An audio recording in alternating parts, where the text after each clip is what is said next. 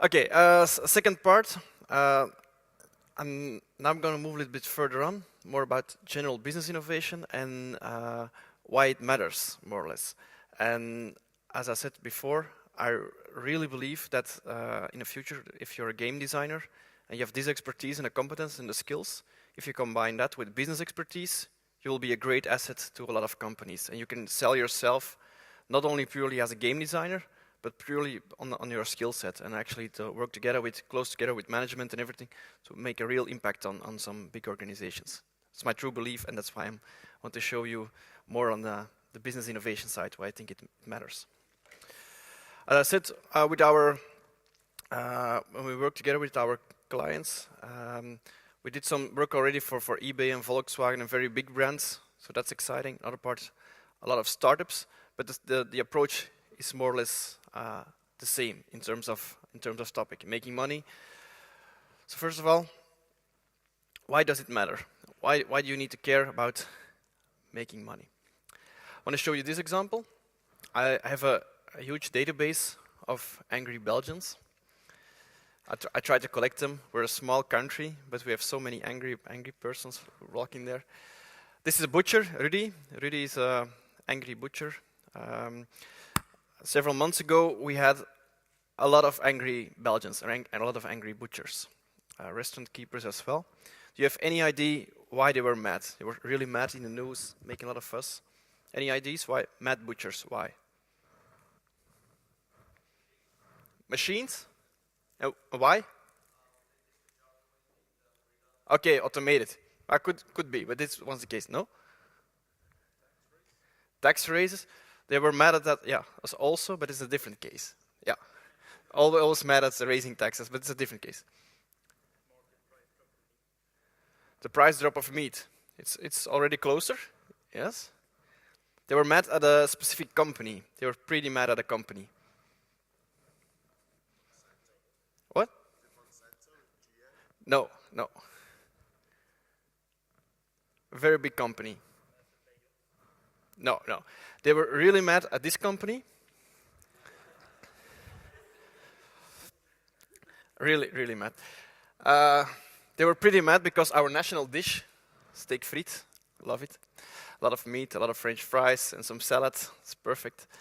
They were pretty mad at this company because they were undercutting their price. If you could normally go to a restaurant in Belgium, you would, for a decent steak frites, you would buy, or you would need to pay, let's say, 17, 18 euros, sometimes more if you have really good meat.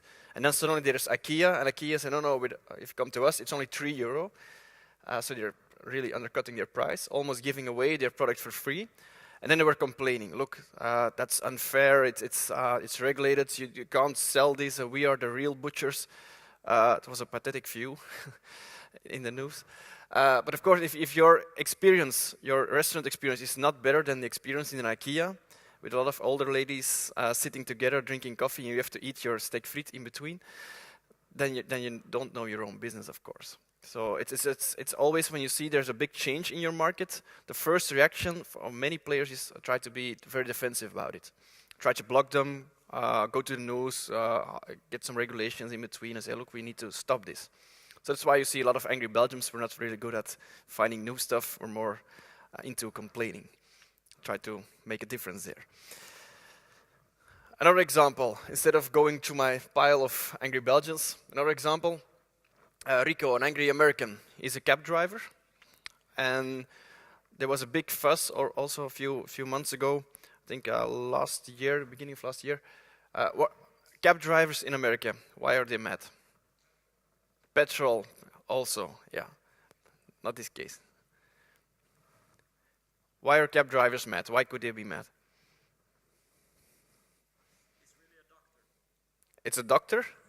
It's really a doctor. It's really a doctor. Oh yeah, in that case, it's then you're mad as well, yeah, indeed. Other ID? Yeah, just shout because I can't see your hand, so. They buy a few cars? No. What other ID? Healthcare, Zipcare. Zipcare is more related. It was not Zipcar they were mad at. They were mad at this company. Now they're called Uber. Before they were called Uber Cab, and that's already the first loss they had to make. They had to give away their brand name. They were called Uber Cab.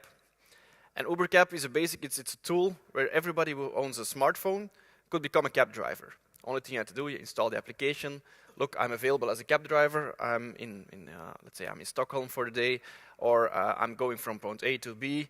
I'm a cab driver who wants to join, just pay me, I'll take you on a ride. On the other hand, of course, if you want a cab, you can just order or request a cab driver via this network. And suddenly people are transporting each other and paying each other for that without taking care, or at least looking at the cab drivers, the existing business.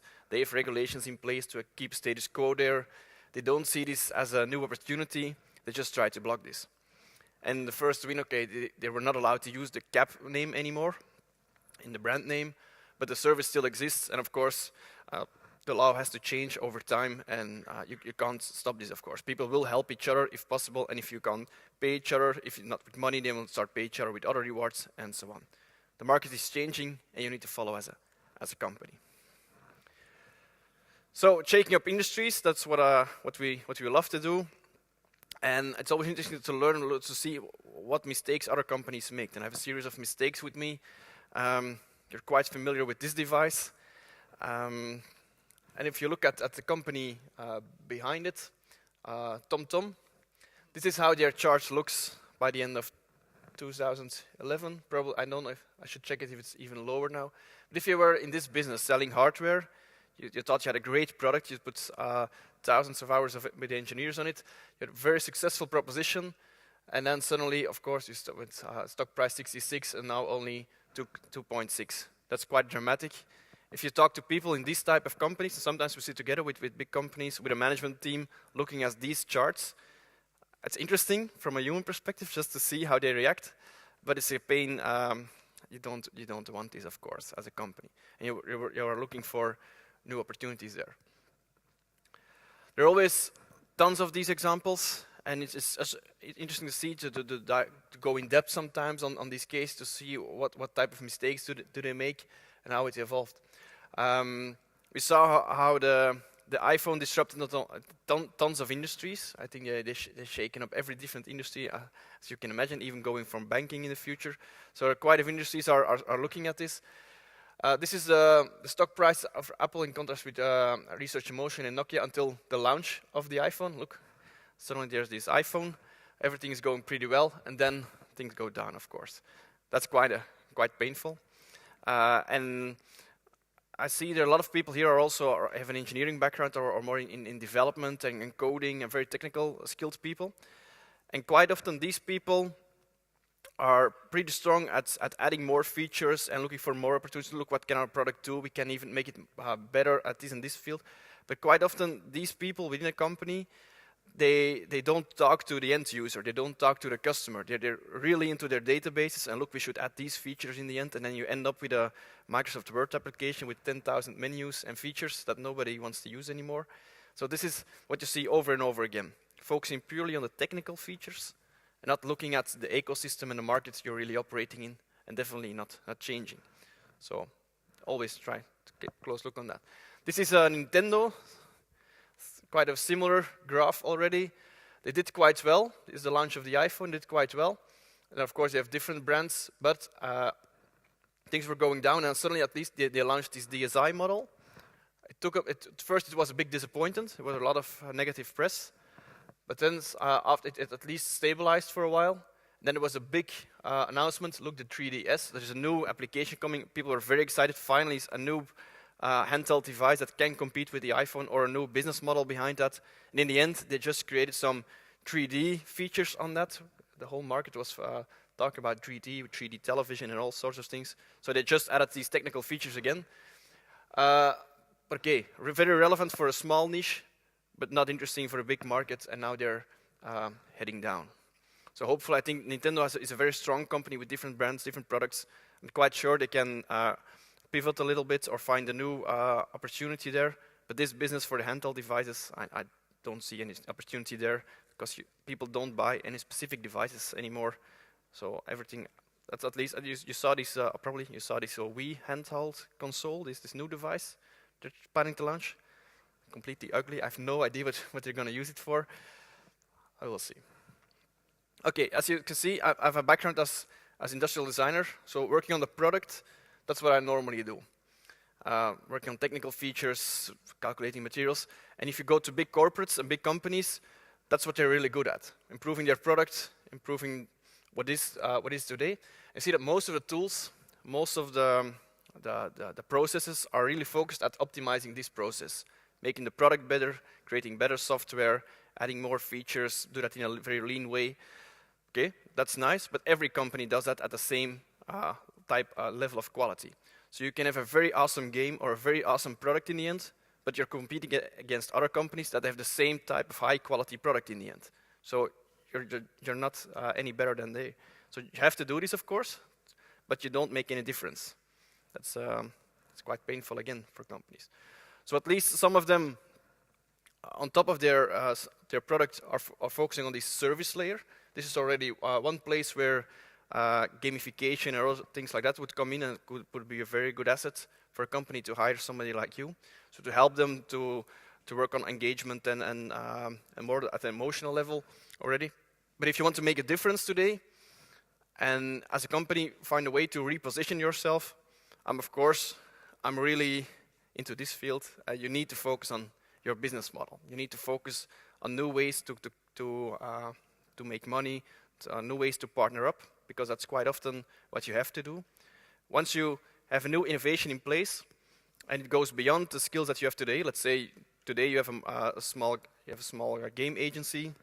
You're very good at creating games, but then you see a new opportunity. Look, we should go into the event business, or we should start offering marketing services or some other things. You don't have those people in place.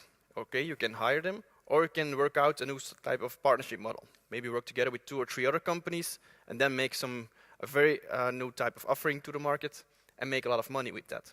But that's difficult. Setting up partnership models is quite difficult, but that's also part of creating a new business model.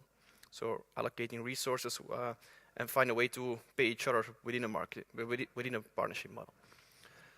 So the business model, this is, although most of the tools are focusing on the product, you need some tools to focus on this business model, to find new opportunities there. We already did a lot of research, talking to clients, talking to companies, to see what is important what does define a business model for you? What is innovative about it? And if you see, most of the people, that's quite consistent if you talk to different companies, at least most of the people agree that's about client needs. Sounds very obvious, but if you look at the reality, rarely people talk to their clients during the development process.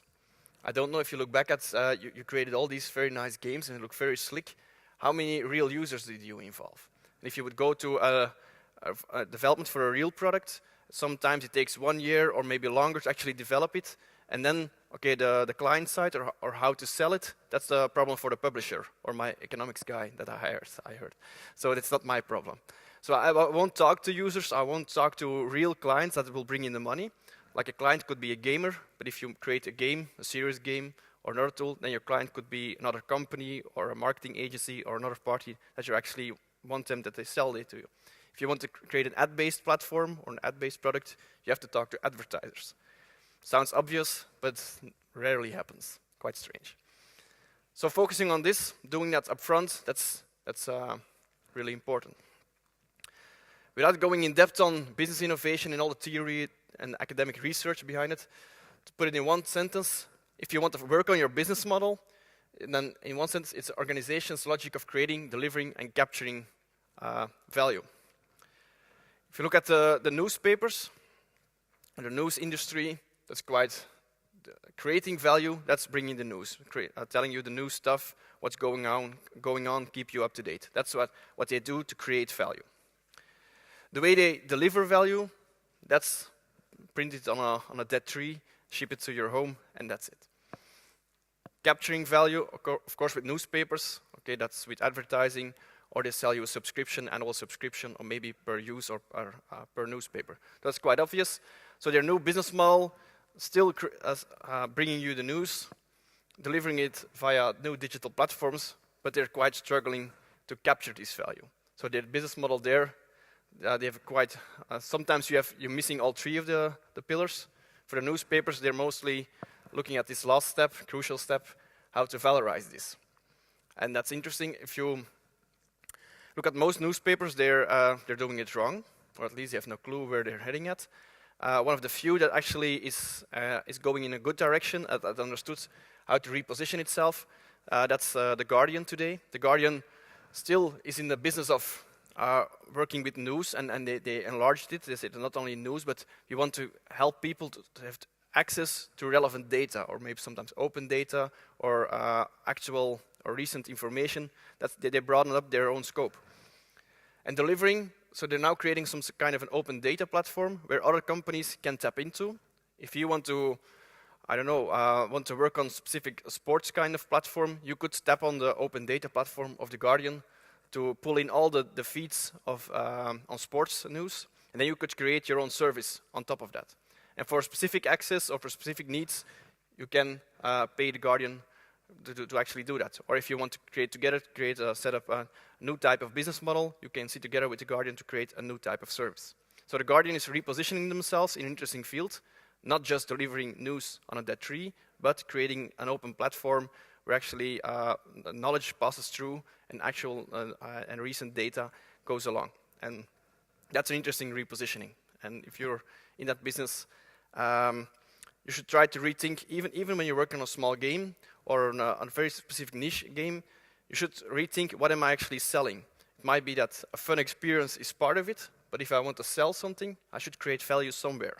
Okay, the experience is one thing, but it might become a useful tool or another asset for somebody else that actually is willing to pay me for that. So, first thing is, what's your problem? What's the problem you're trying to solve? What is exactly the product or the service that you're delivering? It's not just a game, it's just a game for fun. Okay, that's nice. Could be an art project in the end, but you don't make any money with that. So rethink your the problem that you're trying to tackle.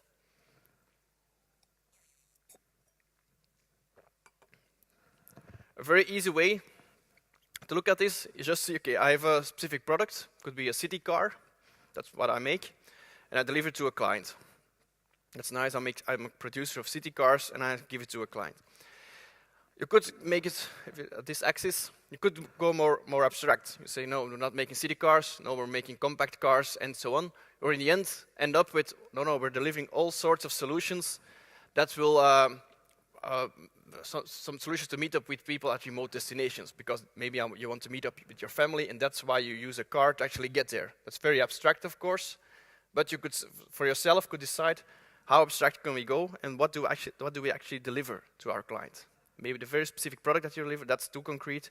You need maybe a more abstract level. To give an example of that, Tata Motors, a big Indian company. Okay, one of the products they have is a city car. Very basic car, for people with a very limited budget. So they deliver very cheap cars. It was one of the experiments. I think they had to change it in the end. But if you can buy a car in the Indian market for $2,500, it changed. So $2,500, that's still a very cheap car. The idea is to bring this car, on the Tata car, on the European market, was around a new car for less than €5,000. So still, it's a new segment. Currently, most of the cars are still a little bit more expensive, but they try to disrupt this market. This is one of the projects they're working on. They're still struggling to actually push it in the market. And one of the things they did was really looking at, okay, what do we actually deliver to our clients? And who are our clients? So if you go on the most abstract level, and you have affordable living solutions for families with limited budgets. It's an emerging market in the Indian space. So you have a huge market coming up with very limited budget, and they have specific needs now. So one of their new projects now is a $700 flat pack home, IKEA style. You have some kind of a complete home for $700. That's quite innovative in this field, and it's just by allocating or rethinking what exactly do we deliver to our clients. And that's pretty smart. If you would look at games, you could say, okay, we make very specific, we make a race game, or in the end, 5-minute time killers. We don't need to limit ourselves to games. It could be in the end that we offer other services. Or we say, okay, we go for entertainment for commuters, and then you see other games like speed dating applications that where you can meet up with people on the train, and there might be a game around that. But based on the expertise you have here, this step to here is not that far off. But you know that people within gaming and flirting and sex sells, we know that. So you can make a lot of money in this field and probably very hard in this field. So by making small changes in your own business model, you could target a new client, a new type of customer, and probably make a lot of money on the male side of this platform. But quite often the girls get in for free, but the men need to pay. That's how this business works. Other types of abstractions, go for puzzles and maybe end up with puzzles at a higher level of education tools. And one of the companies I worked with in Ireland is really working on a new type of platform that brings together parents, schools, and kids together. So they try to see, okay, if I want to monitor how my kid is performing, so you could aim your game or your first service directly to the kid, but the real money comes in from the schools. They want to benchmark the different schools. Am I performing pretty well? You could find new ways where parents could track different kids, maybe compare their younger kids with their older kids or with their neighbors, and so on. Here you would create a lot of value. Here, okay, if you have this is okay Nintendo, but if you have a very basic puzzle game, it will be very hard to monetize this because there's a huge market, there's too much competition, and you add only a very small amount of value. If you do it pretty well, education, and solve that problem, at least a small step, then you create a lot of value and you can monetize this. So rethinking your own positioning, if you want to make money at least, you don't need to make everything, but if you want to make money, sometimes repositioning yourselves might be a very easy way to get over this. Everything starts, of course, if you don't want to fire everybody and hire new people, if you want to stay within your core competences, you need to at least know what you're doing. And you could say, okay, we have a service today, some type of, this is what we do. What is this? These are characteristics of my company or service. What is it? What could it be? We have food. What?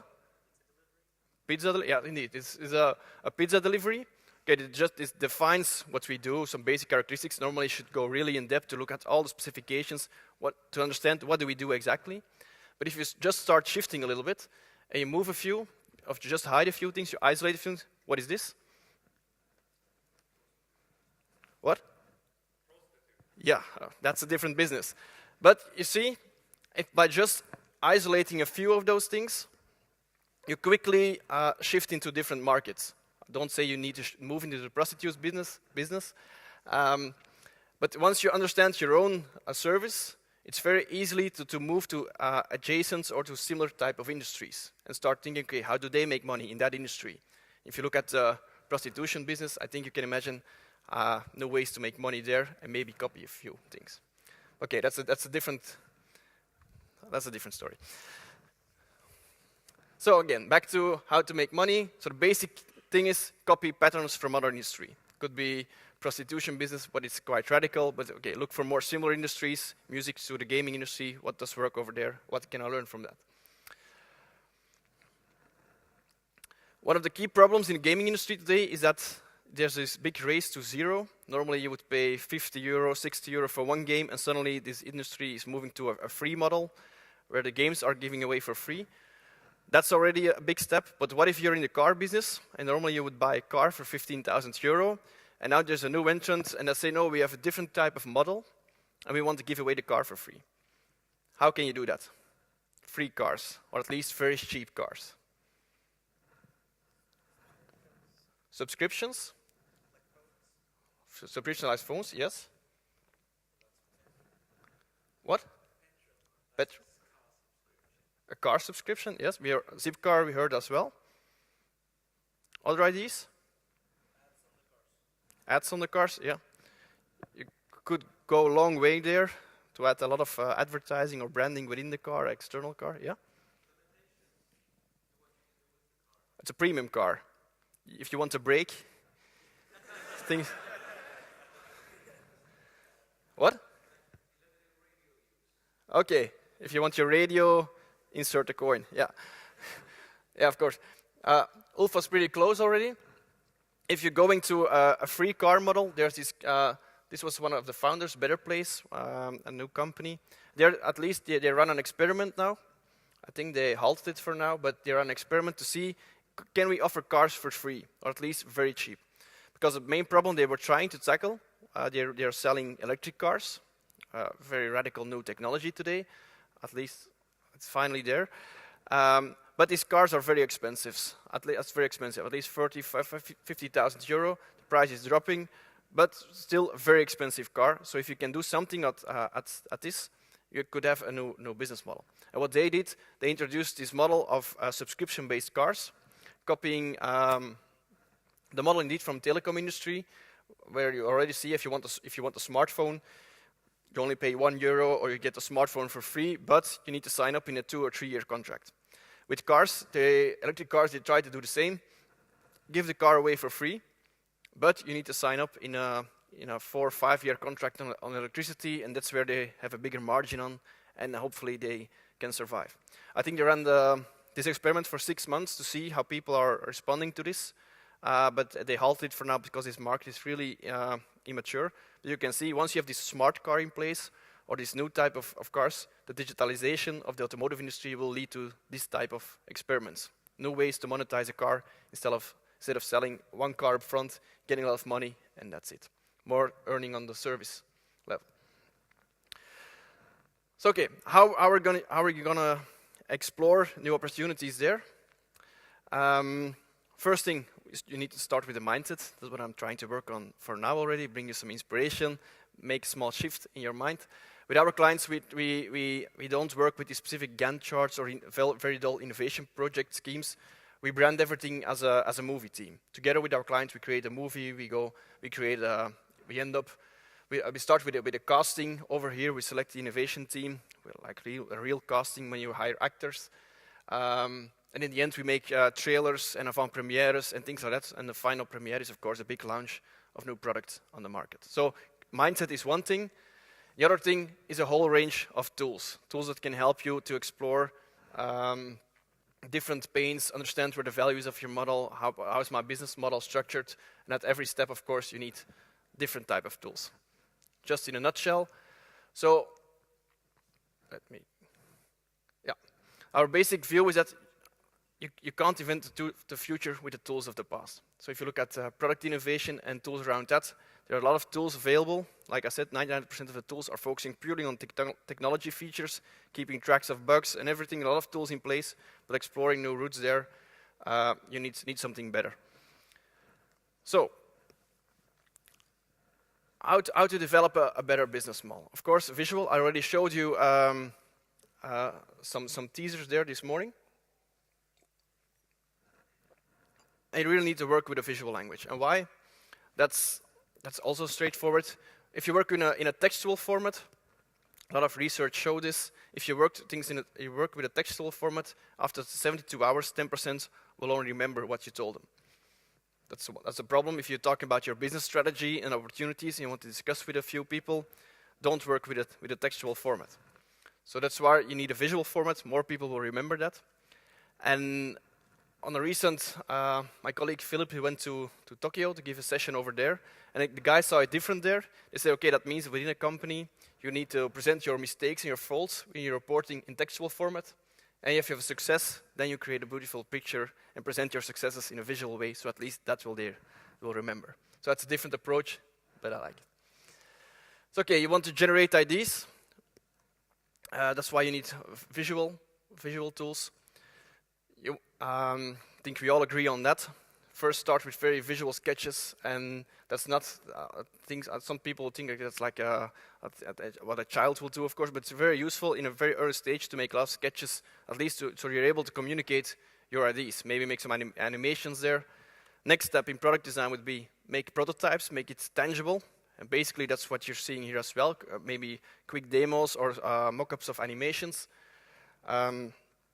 So at least everybody would recognize his own problems. The people that do the development or software, they will see, okay, if you want this type of animation, it will be quite hard to execute in the end. Or a client would see, okay, I don't understand this interface, we need something different. You have a tool to communicate with all different type of people.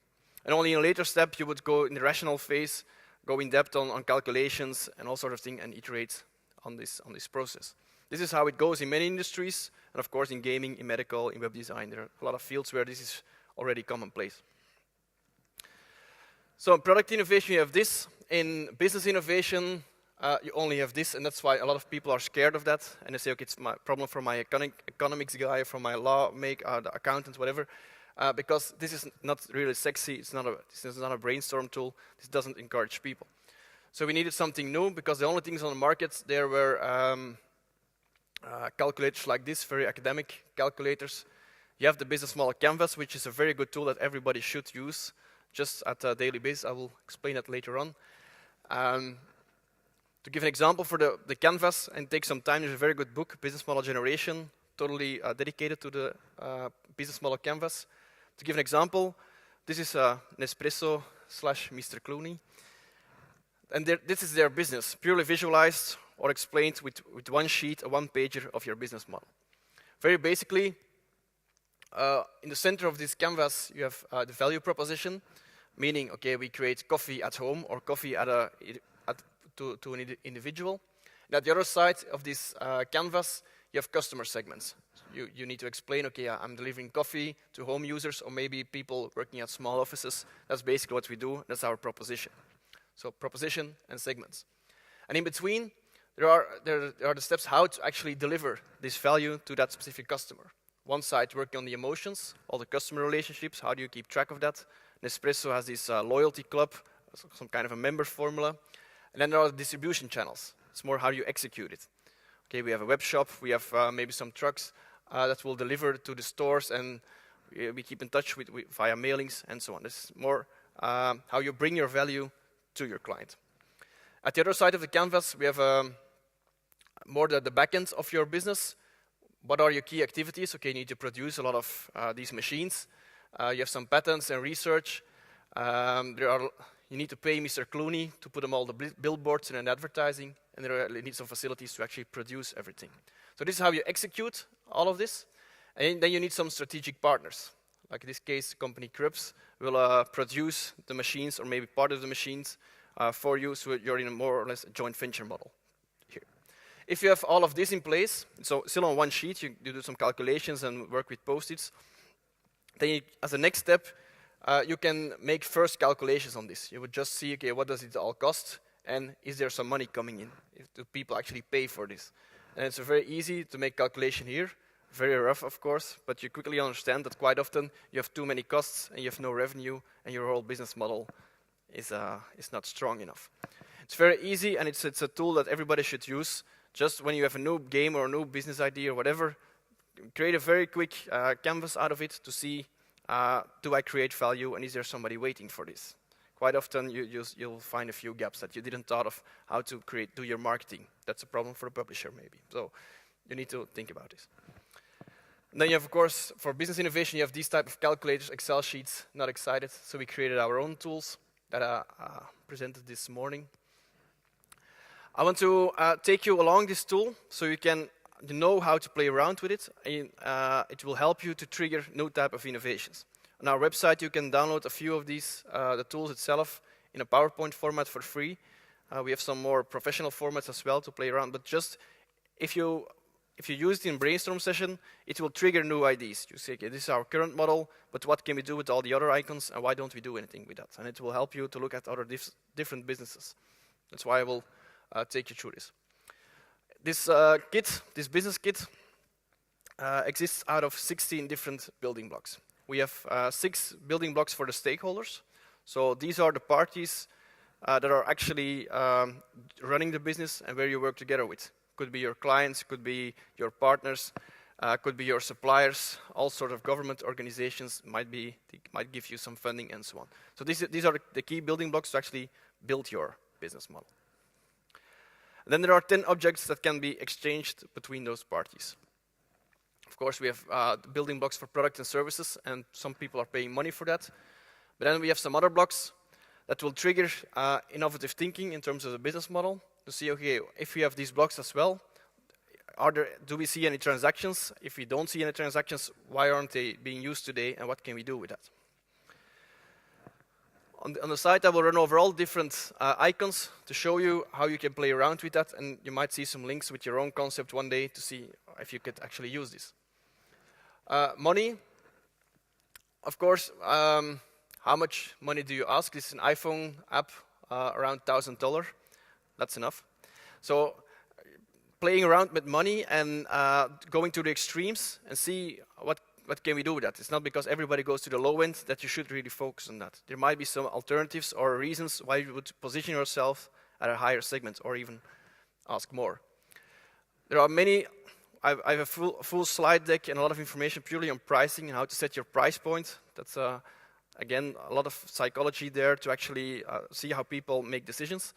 One of the key tactics here in pricing is anchoring and is setting a reference price.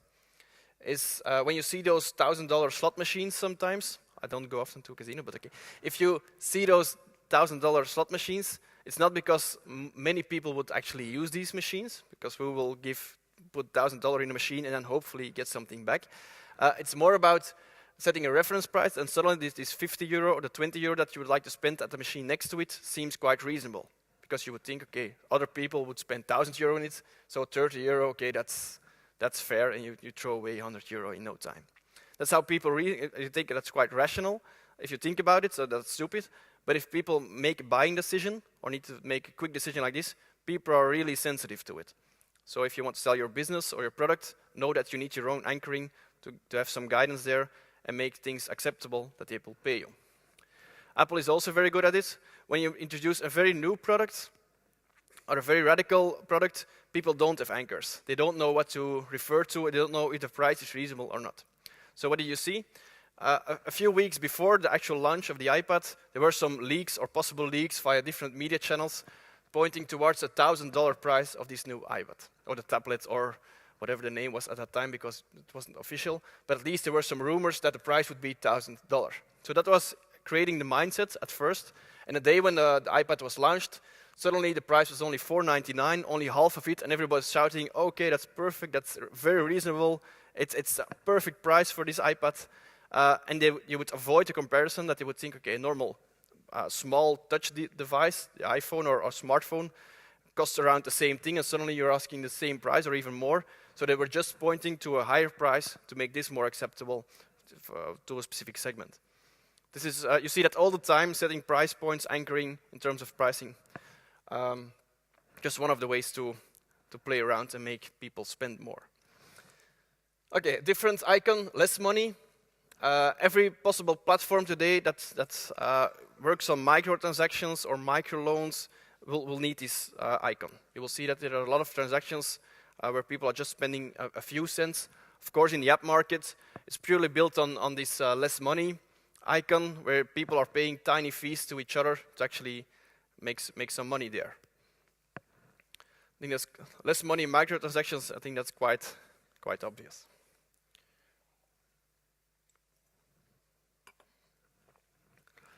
Okay, ownership. Still, we're talking about products, but we're in this field, we're talking about digital products. And a digital product already lives in between a product and a service. That's always a discussion with teams. Do we use this icon or that? But there are many different problems. Once we start thinking about the digital product as a real product, you start thinking about other things. Who owns a product in the end? And if it's a digital tool, how people will start making the same type of decisions as you would make when buying a real product. Like here, if you would buy this gun in-game, do you own it or not? Can the company change it or not? Later on, what can you do with it? Is it yours, or is it only, can you only use it? Is that more like a license? So there are a lot of conflicts around product today in a digital environment. There were these rumors now that the new Tom Clancy sequel, I think, they were experimenting, or these were the rumors, I don't think it's true, but to rent out guns instead of selling them. Where you could actually, instead of like a subscription, and now you would get subscriptions at the level of equipment. I don't know if that's an interesting route to go to, but again, then people start discussing, do I own this gun or not? At least I paid some euros for that, and now I have this gun, and now I need to pay every few months more to actually keep it alive in my game and whatnot. What you see in other industries already, like the music industry, is running a little bit ahead of this field. People that are buying tons of MP3s start thinking about it after a few years. Look, I have this whole set. I never listened to it. I want to resell it. I have this iTunes library. I never listen to it anymore. I want to resell it like I did with my old albums. Then you have new platforms, Redigi, that tries to sell second-hand MP3s. It's a different field, a very complex field, a lot of regulation and conflicts there, and they say, no, it's not allowed, you don't own your MP3, still it's sort of a license and so on. You're not allowed to do it. But still, Redigi and similar platforms are looking for ways to actually circumvent this and then to go around and find a way to resell digital content. And similar aspects will pop up, or similar concepts will pop up in the gaming industry as well. Once we start selling more virtual goods to people, people will start to make the same type of decisions afterwards. Look, I paid already 5 times for a new car in this game, and you have a new release. I already paid so much money for this type of car. I want the same car in my new game as well. I don't know. We will move in that direction. Service, streaming services, a service. This is Gaikai, where you can instantly play games on any type of platform. That's the typical example of a good service in this field. But service, you can also think about new ways to pay others, pay partners, pay employees, and so on. We heard before, we have a few people working together. You need to pay them with real money. You don't have money, so what are you going to do about that? This is an example of a Belgian advertising agency. And for their new interns, international interns, instead of paying them, they say, okay, we give you some housing. That's at least what we do for you. And we have our own hotel. Next to the agency, they have this building renovated. It's a hotel. And they have fancy rooms. If you're on level 1, it's a nice apartment. And with 2 or 3 interns, you can live there for a while. It's a nice experience. But still, it's just it's a service. You give people a place to stay, and that's how you pay people. If you just start in the office, you will start at the camping level. At the lower floor, you get a basic tent, a very crappy shower, and so on. But if you perform pretty well in the agency, you can level up, and that's when you go to the next floor. And finally, after a few weeks, hopefully you'll end up in the suite at the top level. Very nice apartment at a higher floor. And if you perform pretty well, you can imagine you'll end up in the basement. So that's their, of course, their marketing agency. They're trying to rebrand this, but still they're paying people with a service. And in the end, they're moving to an experience, might be a negative experience. So that's why we have this experience icon as well. Experience, of course, you're in the game industry. You're totally in the experience business, and that's very good because that's an expertise that many other companies will need to actually make their products work better. Runkeeper is already one example where people are actually adding an experience level to normal running. I think we all know Runkeeper, and it's quite successful, of course. But you can go one step further. This is Zombies Run. Is that everybody? Somebody used it? How was the experience? Awesome. I couldn't install it. But basically, what the idea is that somehow you start running, and there are some zombies chasing you. So if you go too slow, you hear them shouting in your ear, but you can explain maybe? Yeah, you get music playing, but in between the music, a sort of an audiobook is played. The audiobook is interactive. So they might say, you get zombies after you run faster, and yeah, the music starts and you run faster. You run faster because you're feeling chased. And then all of a sudden you can hear them come closer. Yeah. Yeah, if you read their concept video and everything, you need to run through cities to capture ammo in the end and to get supplies, and so you're really into a real world game suddenly and not just running anymore. So Runkeeper is one step. This is a very nice step ahead in terms of experience. And go to gaming experiences. For me, one of the best experience I saw at least was this totally immersive, the Gadget Show Battlefield 3D simulator thing. I don't know what the name is, but I think you all saw it. Maybe not, you just look it up. It's completely, I think you know it better than I am. So a complete simulator where people can run in a real-world environment to actually shoot on a beamer, but you can be shot by paintball bullets even if you get fired by another player in the game. So really pulling people into the totally immersive experience there. So experience, that's obvious. Another icon for rights. Of course, we talked about IP rights already, all these contracts. but you can experiment a lot with rights. What can you resell, or what else can you valorize with licenses? Many companies experiment by renting out their roof to other companies to actually valorize the value of their roof to make some energy, and maybe other companies make money with that, and then they pay you a fee for the opportunity. That's one way to treat rights. If you look at different fields, all these franchising businesses or licensing businesses, they also use, of course, the rights icon. That's a similar type of transaction. McDonald's is a famous example, but even there you can go to other interesting fields. This is, at least this was, because they stopped a few months ago. This was Aux Raus. Aux Raus is a punk band in Amsterdam. And this is Duo. These are two guys from Aux Raus. And they applied the same franchising model as McDonald's. So they said, okay, we are Aux Raus, the Netherlands, and any country can have his own Aux Raus band. So exclusive right for one country. So in Belgium we had an Aux Raus band, in France, and worldwide there were tens of Aux Raus bands. But like McDonald's, you have to use our recipe, like the lyrics and the way you dress and the way you perform. So you have to be more or less the same type of Aux Raus band, but with a different dialect probably. But in the end, you're the same Aux Raus band, international, exported to another country.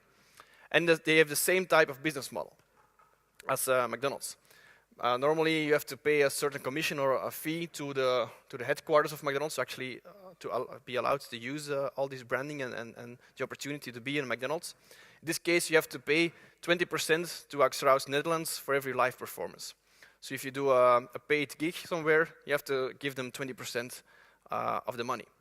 And there were some ideas on setting up an Aux Raus festival, 2-day session, where all Aux Raus bands over and over again would play the same songs from different countries in different dialects. Nice idea, just to show that even a very classic example as a franchising business can be exported to other fields to actually do something useful with that. Okay, a lot of problems with rights, people copying each other. You make use of the same brand name, and without paying you, of course. In a digital era, that's even far more difficult. Okay, another icon, data. Which game is this? Of course, Farmville. Farmville, in the end, when they started, they were just a data company. They were not the best game designers out there. They were just a few engineers measuring everything, working purely on the data sets, learning how people played, and then later on, real game designers entered with some bright ideas, and they combined all this knowledge, all the data, and so on to actually make use of that and to grow to the big company they are right now. But data, that's obvious in a digital era. A lot of data is being transferred with all the problems around that in terms of privacy, but data is a very important icon in new type of business models. We have a separate icon for reputation. It could be brand reputation of big companies, and big corporates like to talk about their reputation and how it will benefit their users or their customers. But still you see that this reputation value is shifting towards a personal level. And one of the first experiments is cloud. I don't see any future for cloud. I think it's just a hype at the moment. But it's a sign of times. It's like a trend that's coming up. People like to monetize, or at least put a finger on the personal value of somebody. Could be the influence, could be the reputation of somebody. So in my case, I already dropped somewhat, but okay, they think I talk a lot about business models, internet startups, and augmented reality. So that's why I have a higher score at this moment. But working on reputation level, that's very interesting, and it's a new field. So that's why we have to introduce this icon so people can play around with that in their business model. Definitely for big companies, it's something new to them that at a personal level people can trade with their cloud score. The companies are experimenting with reputation points where you get actually goods for free, or you can enter a party for free if you have a cloud score of 40. Reputation is a lot about also emotion, how you look at each other. And what's interesting in gaming, for me at least, is that it really depends on the culture and the context you're operating in. I don't know how I would say here in Sweden, but if people are paying tons of money to have a better weapon and then actually kill everybody, do you think that's fair, or is that something that you think, no, you should work for that, though. Is that fair? No. More in general, in the Western world, people say, okay, if you spend a lot of money just to be better and then kill everybody, that's more or less like cheating. If you spend a lot of money, that's like cheating. That's not fair. In more Asian cultures, they don't see any problem with that. And in terms of games, they're running a little bit ahead of us. So probably within a few years, we will more or less accept it that people with a bigger credit card might be just better than us.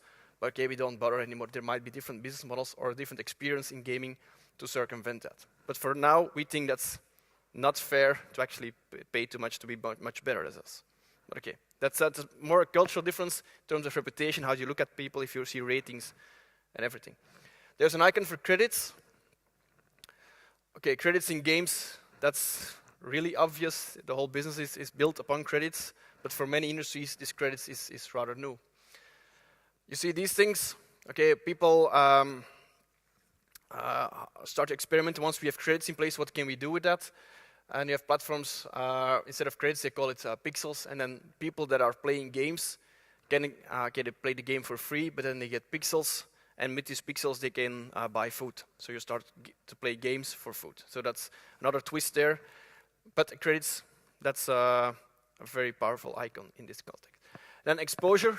Every advertising model is built on the icon of exposure. You want to sell the eyeballs of your users or eyeballs of your customers. As I showed you, seems a very good way, but also at a very personal level, concepts like this, social whispers, pay with a tweet, is where individuals are suddenly selling their personal exposure to others. So you can have goods for free in return for a tweet to your following base, and that has some value today, and you can get something in return for that. That's why we have an icon for exposure as well. Okay.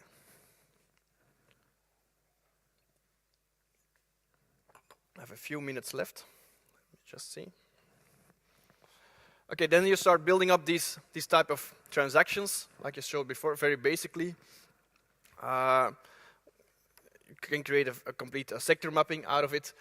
And what's interesting is once you start analyzing your competitors or other companies, you start to recognize patterns. And this is important. We have a complete list of that, but okay, this type of freemium pattern, this is affiliate pattern, crowdfunding pattern. Purely from a visual perspective, you recognize type of models already. And when you start analyzing the business models of your competitors or other industries, you suddenly see some similar type of patterns emerging. Then you can say, okay, we have something similar, but they make at least more money as us. What's different? And then they may have a few extra arrows there, a few extra transactions with other parties that you don't have, and then you can learn from their patterns as well. That's why we really we're strong believers of this visual approach, because if you work in a textual format or even with the canvas, with this one sheet model, here you suddenly also already see differences between models just by looking at it. Instead of needing to read everything, you can just see that there are some changes. I want to show you one last case, because I'm at 2 o'clock. I'm gonna skip one case. Wait a moment. How many time do I have? It's very relaxed. Very relaxed. Okay, let me just see.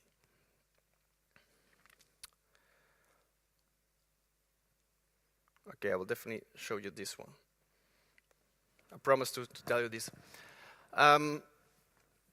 Okay, you already saw a lot of these graphs this morning, so just go on our website, see more of these things. There are a lot of examples on SlideShare as well. But I promise to tell you a little bit more about this on some problems with gambling. It's a big opportunity, of course, to step into gambling with gaming, because there will parties, not today it's still quite regulated, but some big parties are moving into this area, like Facebook and other parties that come in between, like this service at Bettable, where you can work together with them, and they will give you the opportunity to add a gambling feature in your game. So how they exactly do it, maybe with license, I have no idea, but you see many trends today, many cases that actually are moving this direction. And as you know, a lot of money goes around in gambling. So if you want to make money, you might look into this as well. But there are some problems with that. once people start to gamble with digital services, people starting to get fishy or tricky and so on. So you had these concepts in another field, not in gaming yet, but in other digital services online a few years ago. There were services where companies could make more than €1,000 profit on the sale of one laptop of all around €1,300. So you make more profit than the actual price of the product itself by selling it. Do you still remember how? 2-3 years ago, it got quite popular. These type of platforms, they would sell products, but would make more profit on it than an actual sales price of it. Any idea? Platforms like these were quite popular, 2009, 2010. Supa was one of the leading examples. It were the penny auction sites, where but the price of this auction started very low, let's say at $1, and every time you press this button, bid, the price would go up with 1 cent or 5 cents, whatever. And the people, the last person, and there is a timer, 20-minute timer, or sometimes a 1-minute timer. If nobody else pushes that button, then the product is yours. So at this moment, you would get a Wii gaming console for less than $2. So that's an attractive proposition, so people are bidding for this. And every time you press the button bid, you pay 50 cents. That's a trick. People know this, that's why the people buy these bids with credits and everything. But it's in the same field already as this gambling industry, but probably you buy some poker chips later on, and then you start making bets on that. And you need to trust the system, of course, that it doesn't trick you. Supa was an official platform. This is basically how they worked. You had Supa, then you had a big crowd, a bidding crowd, and everybody needed to pay around $60 to make one bid. You could buy it in bulk, 100 bits or 50 bits, and so on. Then you had a transaction. At the end, there was one highest bidder, and he would get the MacBook. He had the highest bid, and then you see where is the money. For this case, there were 3,500 bits, and already they made $2,000 profit on that, $2,000 revenue, purely on the bits. And then the guy who actually bought the MacBook or won the MacBook, he placed 750 bits, cost him $500 already, and his final bid was $35. So for him it was a good deal because he bought a new MacBook for less than $600. But all the rest, they lost a lot of money, and people will participate in that. It's like a game. It's fun to like winning the lottery, and it's more or less feeling lucky, that the same type of feeling. But it's not a sustainable business. And we kept a close eye on these type of models the moment they emerged, because it's an interesting field. It evolves very rapidly. Supa was, of course, is an official. It's a legal. Let me see. Yeah, Supa was a legal business, but still it had a close. It tried to be as transparent as possible, but I think it was last year, March 2011, Supa had to close its business due to many different reasons. One of the reasons, just tried to be very open and very transparent, so people would trust the system to participate. But that also meant that everybody could see who was bidding, and then you saw that people that were bidding started to unite themselves. So they made agreements. Look, we're with 100 people, and we know each other because we could see each other's username. And then suddenly, Supa was playing against his own gamers, let's say. Because they would say, okay, this time you buy a Wii for $2 and we won't compete against you. Another time you buy another console for $5. And in the end, we just resell them on eBay and we split the profit between us. So they made huge losses. And that's only one of the problems. There were many different problems with that. But this is one of the first things. Your own user base tries to trick your own system. But the most difficult problem was the business itself, the sector, the industry. You saw a lot of copycats. While Supa and others were very legal and tried to operate in a very good way, you had a lot of platforms where you were just bidding against bots. You can't read it here, but sometimes the usernames weren't that very clever. And you saw that every time bots were winning these bids, and nobody would actually get the prize because you could never win, you could only lose because other bots on the website are just bidding from the site itself. So there were quite faulty platforms. A lot of experiments where people would never get their products, or the system was being tricked, and so on. Swooper made a clever turn by the end when it was almost dead. They found a very lucrative approach. You could, instead of, if you lose one bit, you would, as a Swooper, you would need to give away the MacBook. That's a huge loss. So then they started to organize bits for packages of bits, purely virtual stuff.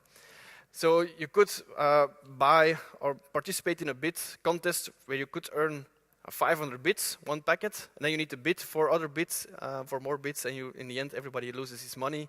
And if the price was too low, okay, nothing needed to be shipped. At least there was a small step to improve the viability of their own business model, but it wouldn't last, so they had to close. There are a few concepts that try to make a twist there. At least when you made a lot of bits, you can use that value to as a discount for an actual sale, or people that are combining this with e-commerce platforms. When you're buying the Wii, you could just buy it linked with an e-commerce platform, and the platform would take a commission on that. Those are just small changes in the same business model, but for now, this the business model of penny auctions, which is quite related to gambling from my point of view, is more or less out of business. So gambling, yes, I think it's a great opportunity to go in there, but keep a close eye on trading with chips or credits or whatever the name would be, because you can lose a lot of money with that as well. I want to wrap up here. Thank you for your attention, and see each other later on. Thank you very much.